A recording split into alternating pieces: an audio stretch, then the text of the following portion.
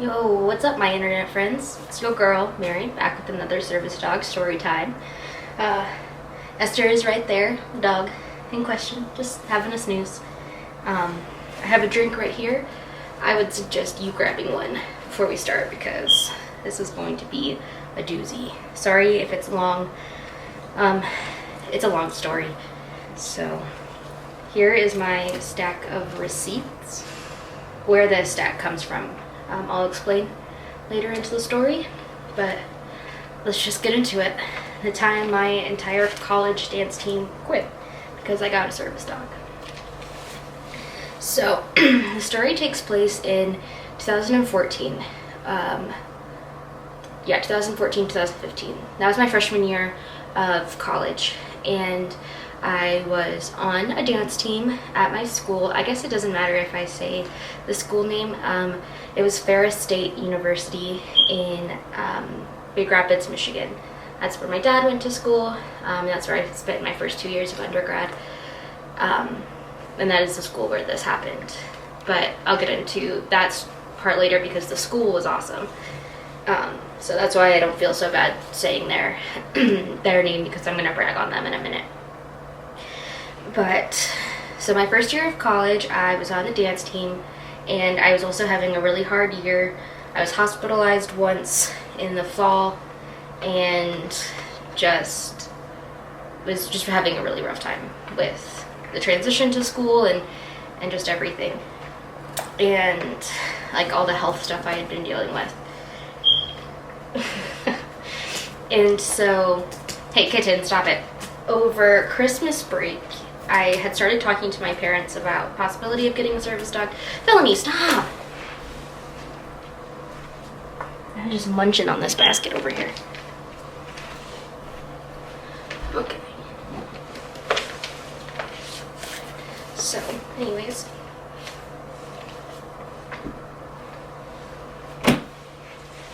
I'll get that later. I'm gonna play with some slime. In December, I started talking to my parents about getting a service dog, and so in the spring, I had told my dance captains, Jess and Katie, I told them in the spring that next semester I would be coming back with my dog. That I had matched with the dog, and I had told them, and their response the whole time was, oh, we'll talk about it later, yada yada. I didn't take her to dance camp that summer because she just wasn't ready for something like that yet, and I had to be like super focused. But so fall semester comes the next year, and I have Esther with me, and I'm trying to talk to them about the logistics of practice and just what that's going to mean and accommodations and all that jazz, and they just won't talk to me. We'll talk about it later, and they just kind of refuse to have any kind of conversation about it. So I had already registered with disabilities at my school and like given them my doctor's note, and Esther had already been approved and all that jazz. So I went to them and I said, you know, I haven't really heard anything from them. Practices are starting soon. Can you send them like hey, just a heads up, you know, this dog has been approved to go with her to all school functions, and anywhere on campus. And that made them really mad. I don't know why, but it made them super mad. And I thought, well, at least they'll talk to me about all this jazz, but they didn't. Now we come to tryouts, which is before our first game that we were going to perform at. And the night before, we had practice until super late in the night, and when I got back to my phone, I had a bunch of missed calls from my doctor, and they had done blood work earlier that morning, and that's when they found out that my blood sugar was in 40s, and so he was urgently trying to get a hold of me, and that's like when I got set up with an endocrinologist and all that jazz. But I didn't really know what was happening because it was just like that phone call, and he was like, you know, next time you feel this way, you need to go to the hospital. Like, that's scary to be told. and I didn't even really know what was going on. And so the next day at tryouts, they tell me that I have to keep Esther at like the opposite end of the gym that we're at. And I pulled one of the older girls aside, not one of the captains, because the captains were scary, and just said, like, listen, this is what's going on. I need to have my dog next to me. Like, that's just how it is. She doesn't have to be at the opposite end of the gym.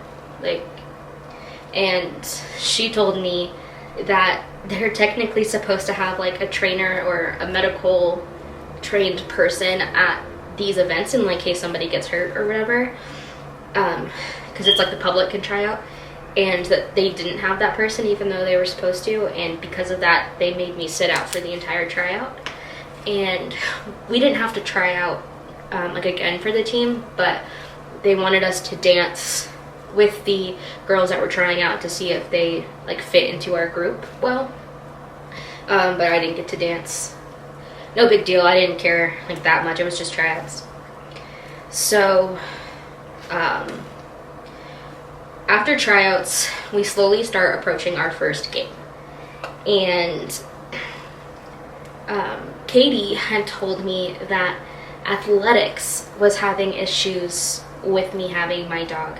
And she gave a couple examples, and like one of them was that they had just put down a new track and they didn't want her like paws scratching it up, which is a super easy remedy. Like if they're worried about that, she'll just wear her boots. Like I thought that there were issues that we could talk about, work out, accommodate through, simple things like that. And they kept saying, you know, athletics hasn't gotten back to us, athletics this, athletics that. So I thought that this was a problem that was above their heads. Well, our first game is on a Saturday, and so by Friday I still hadn't heard from them. I hadn't heard about athletics. I didn't, you know, exactly know what was going on with that. So I called a meeting with the head of equal opportunity at the school, because again I thought this was an issue with athletics. So I had to talk to like somebody with the school to talk with athletics, you know? And so I talked to him, I tell him what's going on, and just like, I don't know the logistics of how tomorrow's gonna work, they're not working with me, yada yada.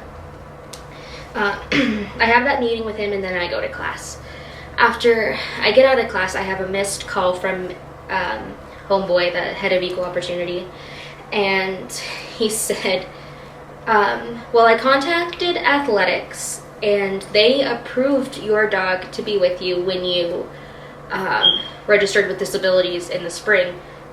You've already been approved, they don't have any issues, and your captains never came and talked to athletics. So they had lied.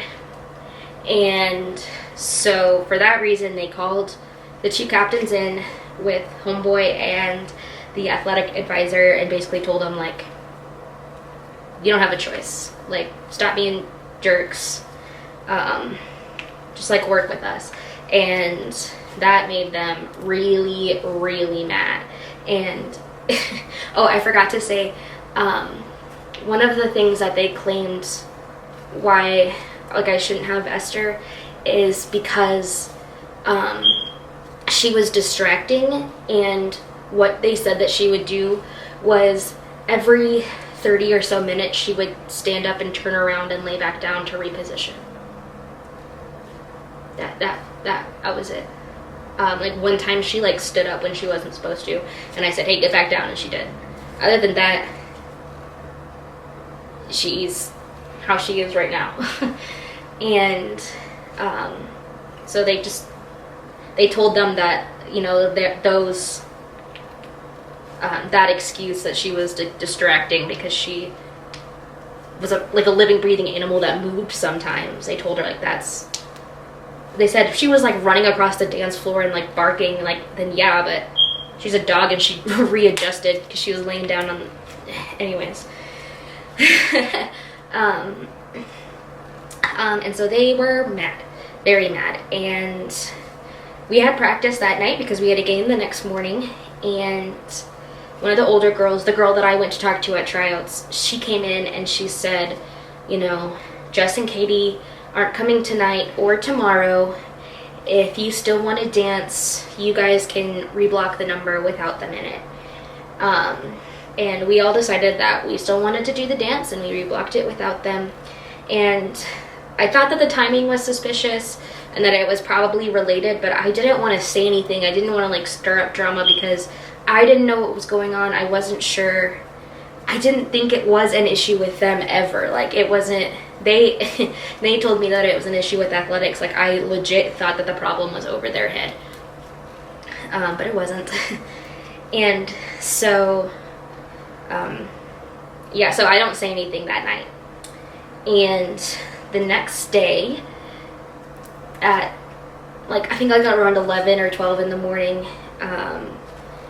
everybody says, I don't want to do the dance, we're not coming today, yada yada. I was like, okay. I mean, I don't like football games that much anyways. I like performing, but I don't like football games. So I was like, okay. Football game canceled. And then all of a sudden, I see them all posting pictures together at the game. And then I start getting texts like, you're the worst person I've ever met in my life. You know, don't ever talk to me again. Let me pull up some of the tweets. I got slime in my hand. But I got my receipts. Okay, there's a timeline too. Okay, I think these are in order. Yeah, September 27th. One of the girls goes, "This cannot be happening." Another one said, "Damn, you have some major issues." Yeah, I think that was the only thing for that day. And I think, seriously, I hate you. So, when all of this is happening, this happens on a Saturday, when I start getting these tweets. And they're not, I don't have a Twitter.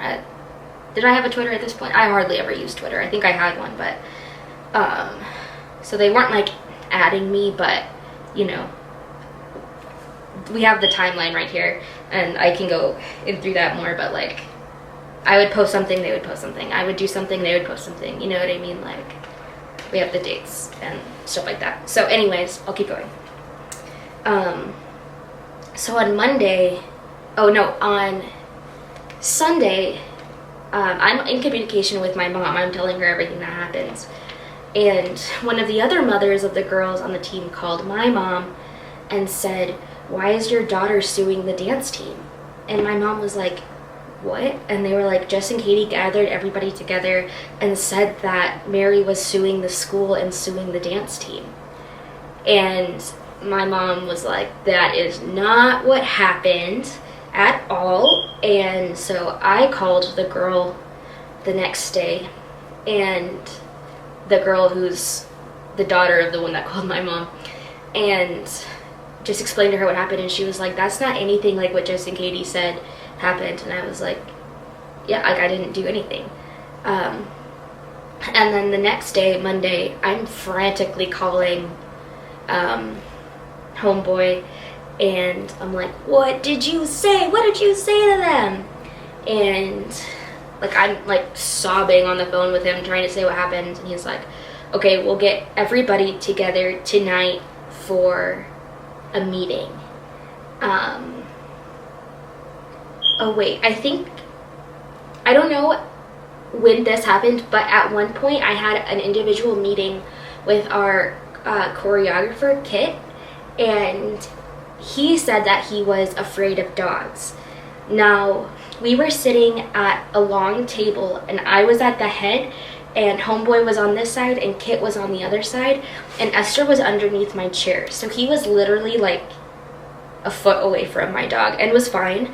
And homeboy pointed that out, and he said, "Well, you're sitting next to her right now." And he's like, "Yeah, but I can't see her, out of sight, out of mind." And homeboy he told Kit, like, if you were really that scared, you would be scared that you couldn't see her. Like, if you were that scared of that dog, you wouldn't want her out of your sight. Like, the fact that you're just comfortable right now, you can be comfortable in practice. But just, none of them wanted to even try to work with me or accommodate. But So once I call homeboy, he sets up a meeting with all of the girls and Kit and our advisor for that night. And we all meet up, and the advisor basically says, like, I didn't say any of this stuff to you. I never said that she was suing. She took exactly the protocol that the school told her to take. Like, she did everything by the book. And some of the girls were like, oh, really? And he was like, yeah. And one of the girls was like, even if that's true, like, I really just don't like you. I don't like your religion. I wouldn't want to be on a team with you anyways. Like, I think you just want to take your dog everywhere. And a couple of the girls laughed, and homeboy was like, yo, that's super inappropriate. Like, you guys are being jerks, like, whatever. And one of the girls walked out when she said that. One of the older girls who was friends with the captains, who it was a big deal she said this, one of the girls walked out, and then another girl walked out after her and called me later and said, yo, like, are you okay? That was uncalled for. I don't know why they're being such jerks, yada yada. Jerks isn't the word that we've been using, but you'll feel me. Now, so they give everybody the ultimatum of, do you want to come back? And they got to the conclusion of the fact that they couldn't kick me off the team. They were trying to find any excuse to kick me off, and they couldn't legally, obviously, because I didn't do anything. And they basically said, well, if you won't quit, we'll quit. We won't be on a team with you. And at first I was fully prepared to quit, especially because, like, we had all worked so hard to, like, get where we were, and I had been a part of that. So it going down was, you know, my hard work going down. And so at first I agreed that I would quit, but then after they were so mean to me for no reason, that's when I was like, no. And my mom, and with the school and other parents and other students had issues with these girls. I'll get into that later. But my mom kind of was like, you know, if it's not you, it's just going to be the next girl. Like, they kind of need to be stopped. Someone needs to put them in their place. And everybody at the school, the athletic advisor, homeboy, even prior dance members told me, like, yeah, I don't think you should quit. So I decided to stay.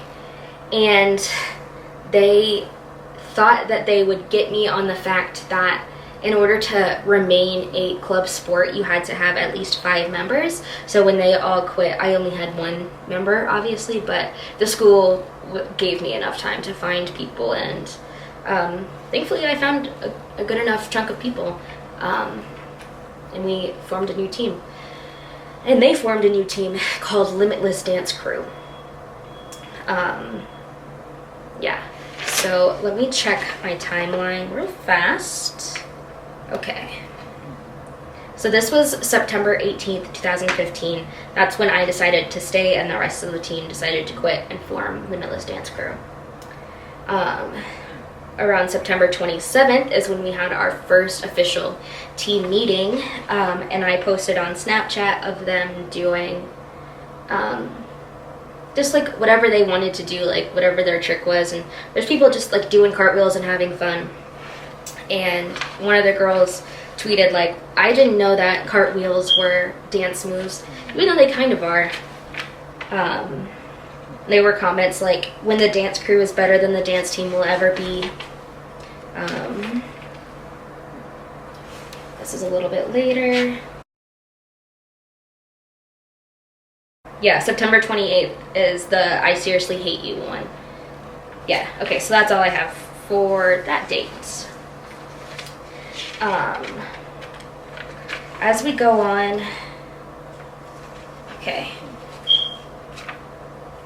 I don't exactly remember what happened here, but this is right after I decided to stay. I'm just popping in to give a trigger warning for the next few tweets because they are a little bit intense. I get, you are literally the craziest I have ever met. Die. And a couple of the other girls retweeted it, and one girl said yes with the up emoji.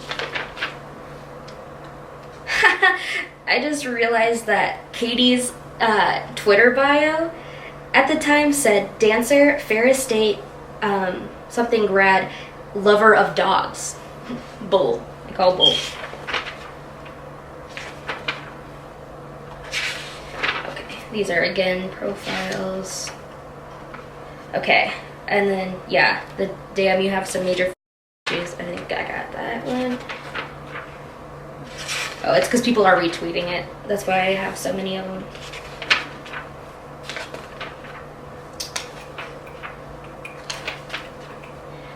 If you think you've won, you're wrong. That's one of the tweets. Everybody shared that one on the team, and then another girl said, talk about a hypocrite, with a flipping off the bird emoji. They all shared, they all retweeted a things white folks like tweet that says, bringing their service dog everywhere when it's really just a regular dog. All of them retweeted that. This is me going through all the retweets of it. And then in one of the blah blah blah. In one of the retweets, the one that told me to die, said, cough, psycho, cough, cough.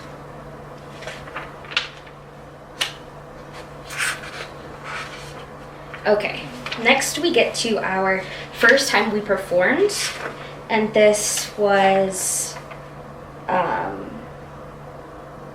January 30th. We performed at a basketball game. I don't even know if I still have that performance, but it was pretty good. Crowd liked it. So when we got there, the dance team was there, the previous dance team, the Limitless team, and they were on the opposite side, and when they announced that we were performing, they all came, walked right in front and like whipped out their phones. And afterwards, Katie goes, that was satisfying to watch. Alyssa says, can't decide if I want to laugh or cry. Madeline says, you are the definition of a psycho. Here's them tweeting back and forth asking to see the video that they had taken. Those are retweets. Everyone's retweeting that can't decide if I want to laugh or cry. So, we were only allowed to rent out the gym like a certain amount of nights because the basketball team had to practice too. So they had another area, like a workout area that had mirrors, and it was like just free for anybody to use. You couldn't reserve it. So one day we get there to practice, and the Limitless crew is already there, and we're forced to split the area, and it's really awkward.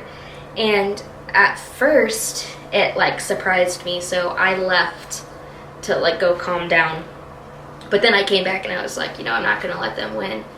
But because I had a little panic and left and came back, Katie goes, I'm glad I still intimidate you enough to leave the room. Or maybe you just didn't want to embarrass yourself. Either way, I still win, with a kissy emoji. And that's getting retweeted.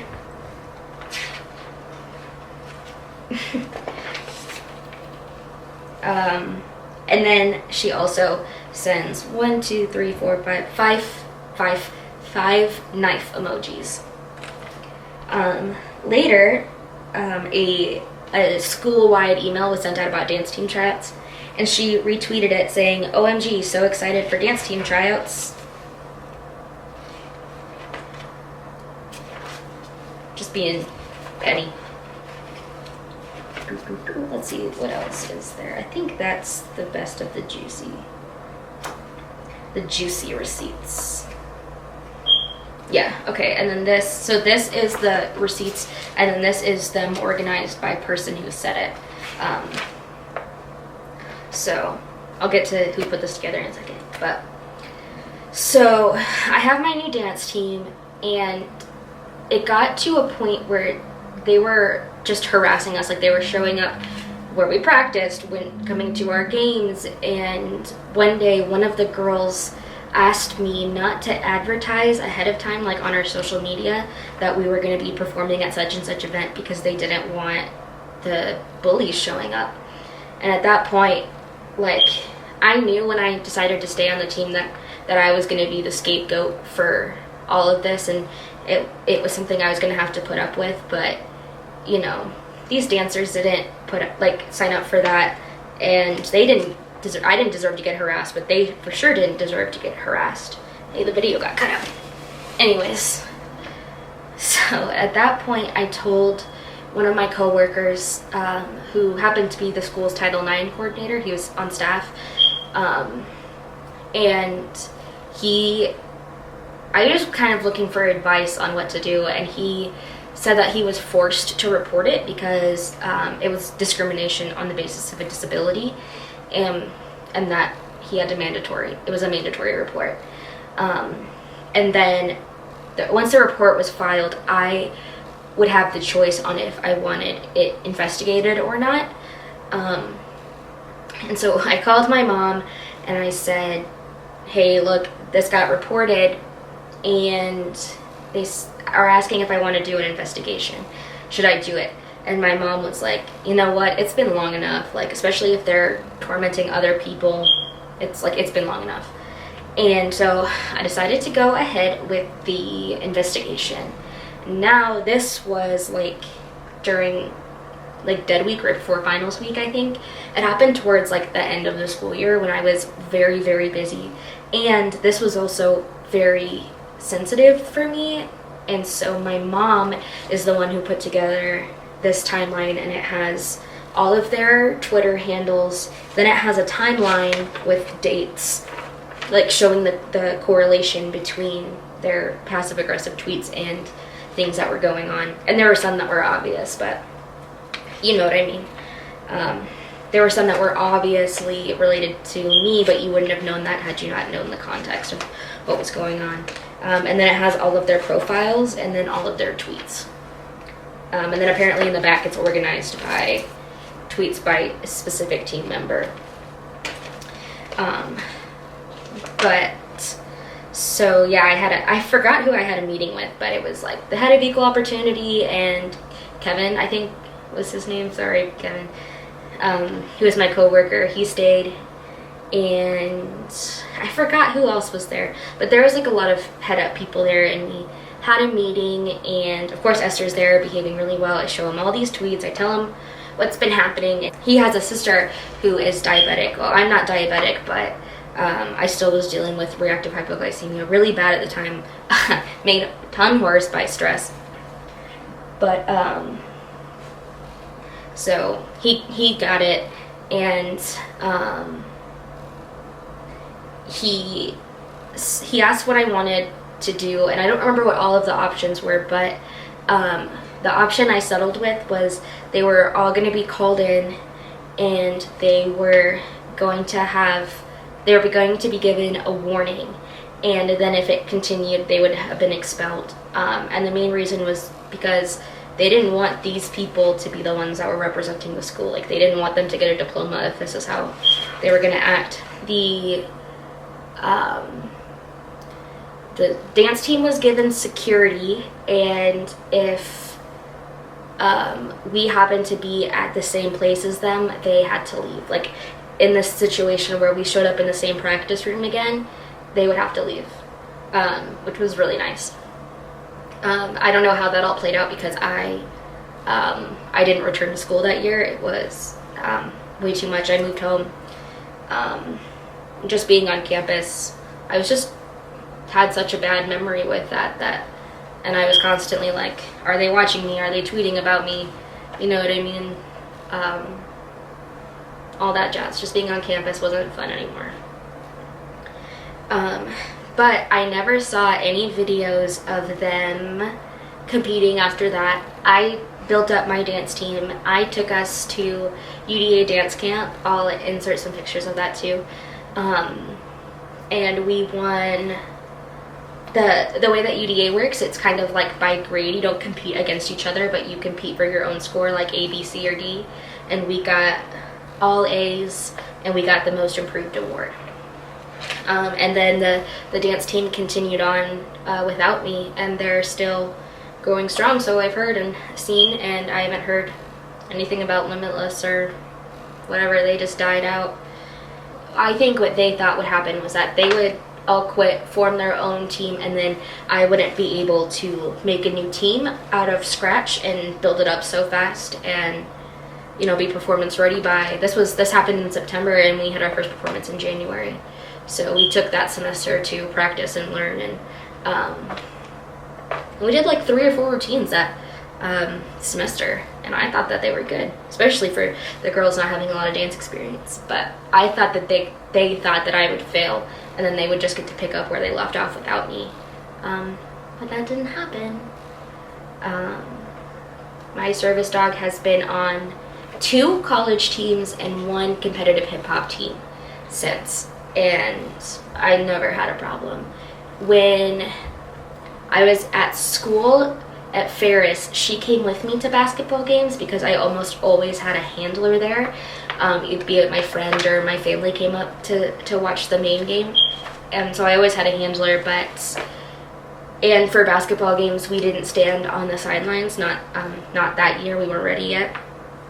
The cheerleaders just took over our spot, which was fine.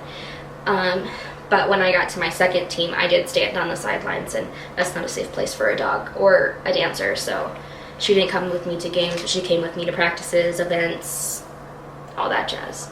And then, yeah, she came to competitions with me. We did regular dance competitions, and again, I always had a handler. We were like a really close studio, so there was always somebody to watch her while I was on stage, which was really nice. Yeah, there was literally no reason for any of this. The only thing that I can think of what really triggered this is just that they loved control, and they were mad that they didn't have any control over where my dog could go or do or be, and they didn't have any control over me. And they got into a lot of what ifs, like, you know, well, how is she gonna work at basketball games? How is she gonna work at competitions? Like, yada yada. And it was one of those things where it was like, just work with me. Like, it's not that difficult. It's really not, like, especially with a well-trained service dog. Like, my dog would hold 2 to 3 hour downstays for practice. You know what I mean? Like, it was not a big deal.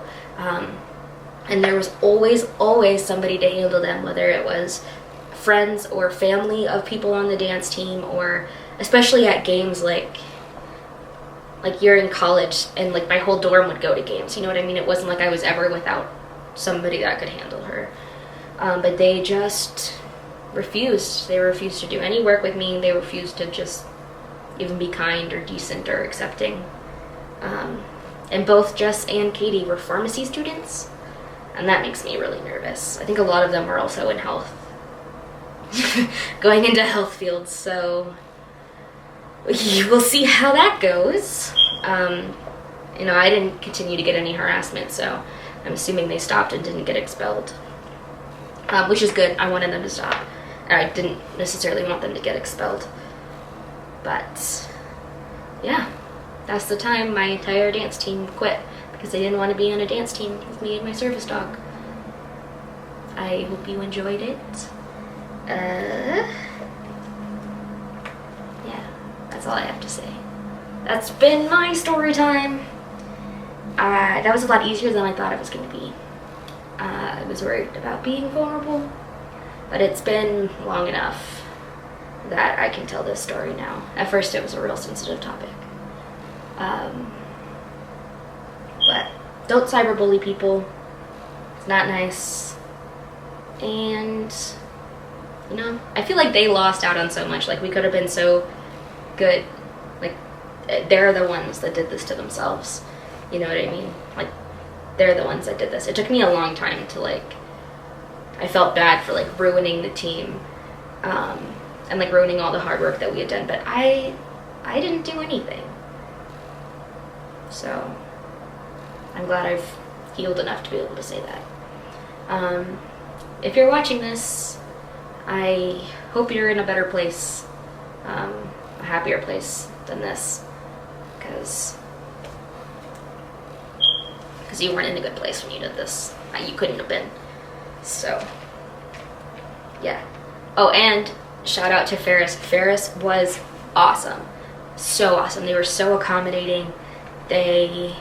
Some of the staff members told me that they had problems with the other girls before. This wasn't the first time that they would just like refuse to follow any kind of rules. And they said that they couldn't necessarily like squash the other team, but they were just going to build us up so much that they kind of got left in the dust. Like Ferris was like, we're just going to advertise you so that nobody even knows who Limitless is. So yeah, that was my story. See ya in the next one. Bye.